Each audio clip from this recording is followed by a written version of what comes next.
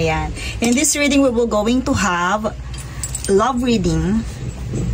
And i-inquire natin yan what will going to happen in your connection with your person. So, let's see. Tingnan natin kung nasa ang level or anong stages na ba ng connection ang meron kayo with your person. Whether you are in separation or friends or masasabi nating in relationship. Nasa ang level na kayo ng connection, what will going to happen sa connection na to.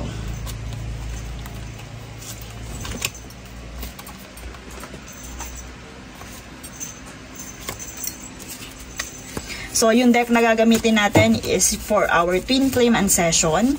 Ayan. Let's see kung anong level na.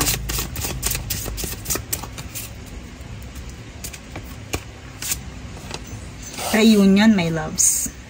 Reconciling differences. So, if you are in separation, my loves, may tendency na magkaroon kayo ng reunion, nagkaroon unification, ayan nasa isip ko, yung unity or unification, aligning with abundance, my loves.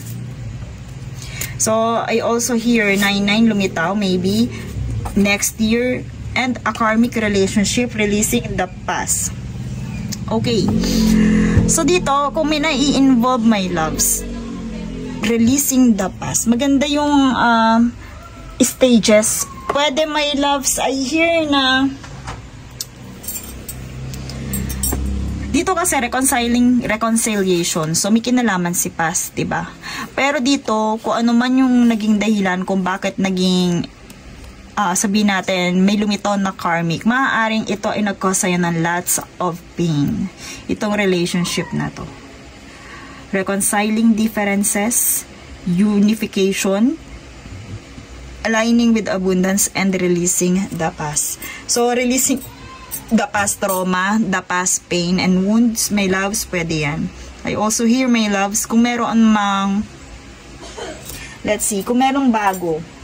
Kasi itong, sa iba, my loves, pwede to, nandito yung cycle ending ng 99 natin. Next year, iyon ang tema ng ating year, the cycle ending.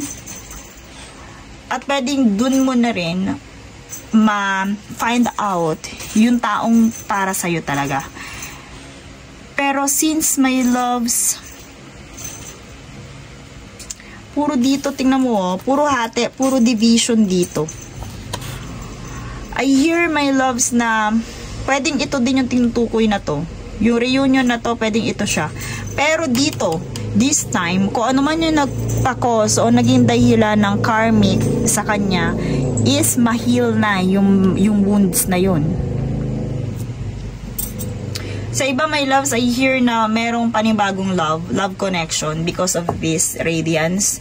Merong panibagong love connection or maaaring ma-release na kung ano man yung mga karmic doon sa relationship na yun.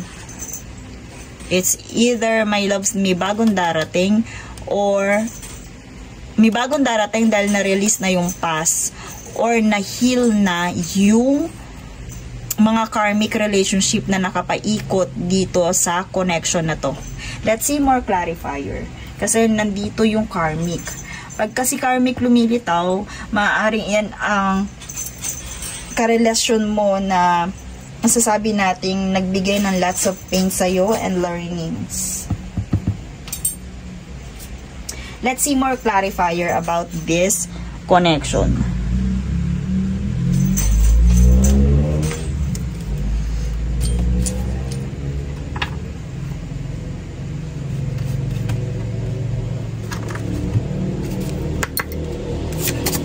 Dito sa reunion na to, ano to? Oh, water. Wealth opportunities. Maraming wealth, my loves. I hear na merong relationship talaga. Maaring itong mismo relationship na in-inquire natin, yung magiging lots of lots of abundance. Pwede, my loves, lots of opportunity for this connection once na nag-unite na itong connection na to. Para bang yung maswerteng couple. My loves, leave, reject, separate. Maaari ang tinutukoy talaga dito, my loves, yung nakaraan, yung past love life mo. Lost, discarded, reduce. My loves, dito, since na tinatanong natin kung ano ang mangyayari dito sa love connection na to, I hear, my loves, na pag tinalikuran mo itong relationship na to, is magkakaroon ka ng masasabi nating abundance. You will go into aligned with abundance.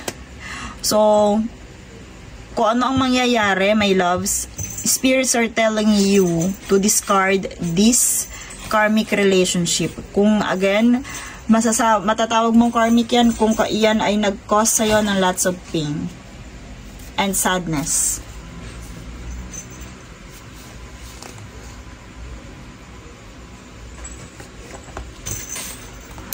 Kasi nandito, wealth and opportunities, pero may kailangan kang i-reject. May kailangan kang iwan. May kailangan kang talikuran. May kailangan, dito din, discarded. May kailangan kang i-let go. Let's see more clarifier. Kasi dito kanina, nagkaroon na reconciliation or reconciling differences. So, kung may kinalaman sa pera, yung naging problem ng inyong relationship, pwedeng yun yung ma-heal, my loves. Let's see more. Kasi nandito yung resources and opportunities. Pero, poison. My loves, currently, are you dealing with toxic behavior people? Or pwedeng, my loves, may mga nakapaikit sa inyong toxic behavior. Crush, sad, broken,